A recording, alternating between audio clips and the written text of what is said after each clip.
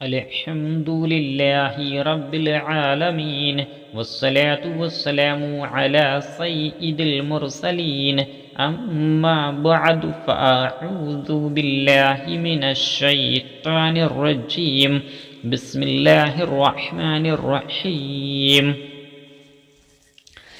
مریض بندہ مومن کے گناہ نہیں لکھے جاتے۔ حضرت معاذ بن جبل رضی اللہ عنہ سے مروی ہے، جب بندہ مومن کسی بیماری میں مبتلا ہو جاتا ہے تو اس کے بائیں شانے والے فرشتے سے کہا جاتا ہے کہ اس کے گناہوں کو لکھنا بند کر دو۔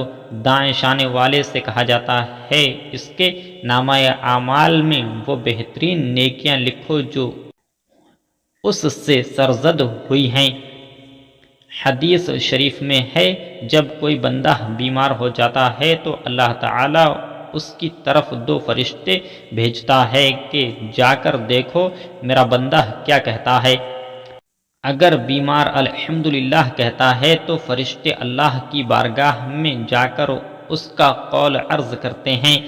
ارشاد الہی ہوتا ہے، اگر میں نے اس بندے کو اس بیماری میں موت دے دی تو اسے جنت میں داخل کروں گا، اور اگر صحت عطا کی تو اس سے پہلے سے بھی بہترین پرورش کرنے والا گوشت اور خون دوں گا اور اس کے گناہوں کو معاف کر دوں گا۔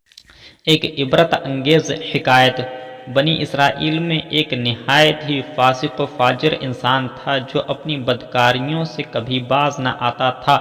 اہل شہر جب اس کی بدکاریوں سے عاجز آ گئے تو اللہ تعالیٰ سے اس کے شر سے محفوظ رہنے کی دعا مانگنے لگے۔ اللہ تعالیٰ نے حضرت موسیٰ علیہ السلام کی طرف وحی کی کہ بنی اسرائیل کے فلاں شہر میں ایک بدکار جوان رہتا ہے، اسے شہر سے نکال دیجیے تاکہ اس کی بدکاریوں کی وجہ سے سارے شہر پر آگ نہ برسے۔ حضرت موسیٰ علیہ السلام وہاں تشریف لے گئے اور اسے اس کی بستی سے نکال دیا۔ وہ قریب ہی دوسری بستی میں چلا گیا، پھر فرمان الہی ہوا کہ اسے اس بستی سے بھی نکال دیجیے۔ جب حضرت موسیٰ علیہ السلام نے اس کو اس بستی سے بھی نکال دیا تو اس نے ایک ایسے غار پر ٹھکانہ بنایا جہاں نہ کوئی انسان تھا اور نہ ہی کسی چرند و پرند کا گزر تھا۔ قرب و جوار میں نہ کہیں آبادی تھی اور نہ دور دور تک سبزے کا کوئی پتا تھا۔ اس غار میں آ کر وہ جوان بیمار ہو گیا۔ اس کی تیمارداری کے لیے کوئی شخص بھی اس کے آس پاس موجود نہ تھا جو اس کی خدمت کرتا۔ وہ ضعف و ناتوانی سے زمین پر گر پڑا اور کہنے لگا، کاش اس وقت اگر میری ماں میرے پاس موجود ہوتی تو مجھ پر شفقت کرتی اور میری اس بے کسی اور بے بسی پر روتی۔ اگر میرا باپ ہوتا تو میری نگہبانی نگہداشت اور مدد کرتا۔ اگر میری بیوی ہوتی تو میری جدائی پر روتی۔ اگر میرے بچے اس وقت موجود ہوتے تو کہتے، اے ہمارے رب، عاجز گناہگار بدکار اور مسافر باپ کو بخش دے جسے پہلے تو شہر بدر کیا گیا اور پھر دوسری بستی سے بھی نکال دیا گیا تھا، اور اب وہ غار میں بھی ہر ایک چیز سے نا امید ہو کر دنیا سے آخرت کی طرف چلا ہے، اور وہ میرے جنازے کے پیچھے روتے ہوئے چلتے۔ پھر وہ نوجوان کہنے لگا، اے اللہ، تو نے مجھے والدین اور بیوی بچوں سے تو دور کیا ہے، مگر اپنے فضل و کرم سے دور نہ کرنا۔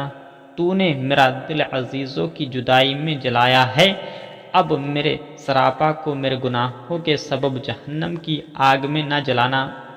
اسی دم اللہ تعالیٰ نے ایک فرشتہ اس کے باپ کے ہم شکل بنا کر ایک حور کو اس کی ماں اور ایک حور کو اس کی بیوی کے ہم شکل بنا کر غلامان جنت کو اس کے بچوں کے روپ میں بھیج دیا۔ یہ سب اس کے قریب آ کر بیٹھ گئے اور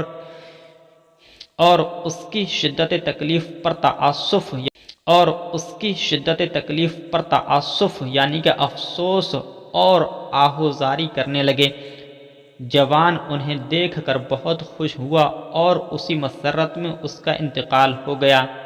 تب اللہ تعالیٰ نے حضرت موسیٰ علیہ السلام کی طرف وحی کی کہ فلاں غار کی طرف جاؤ اور وہاں ہمارا ایک دوست مر گیا ہے، تم اس کی تکفین و تدفین کا انتظام کرو۔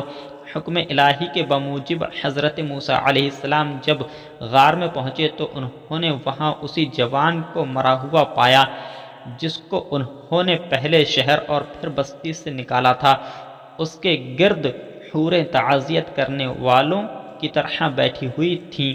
موسیٰ علیہ السلام نے بارگاہ الہی میں عرض کی، اے رب العزت، یہ تو وہی جوان ہے جسے میں نے تیرے حکم سے شہر اور بستی سے نکال دیا تھا۔ رب العزت نے فرمایا، اے موسیٰ، میں نے اس کے بہت زیادہ رونے اور عزیزوں کے فراق میں تڑپنے کی وجہ سے اس پر رحم کیا ہے، اور فرشتے کو اس کے باپ کی اور حوروں غلامان کو اس کی ماں بیوی اور بچوں کے ہم شکل بنا کر بھیجا ہے جو غربت میں اس کی تکلیفوں پر روتے ہیں۔